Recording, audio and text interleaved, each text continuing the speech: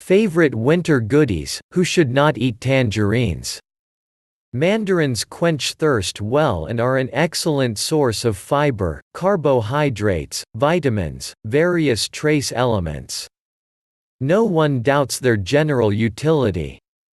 However, fruits contain active biochemical compounds that can harm those who have digestive diseases. Experts do not recommend consuming large amounts of fruit for those who suffer from a stomach ulcer or exacerbation of gastritis. Due to the high concentration of sugars, the use of tangerines should also be limited to diabetics. However, according to experts, warnings apply only to excessive amounts of citrus fruits. In reasonable quantities, tangerines can be consumed by everyone. Tangerines in large quantities are better not to eat for people with allergic diseases. There is such a thing as a dose-dependent effect. Nothing terrible will happen from one mandarin, but if there are more than 3 to 4 per day, then an allergic reaction can occur.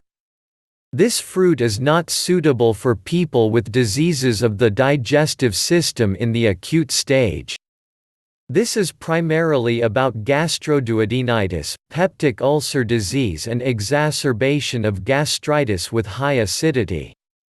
Mandarin has organic acids that stimulate the digestive process, so people with these diseases should not get carried away with mandarins.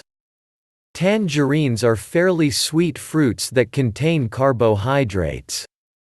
Therefore, despite the fact that these fruits seem to be not very high calorie, it is important to consider that calories are carbohydrates.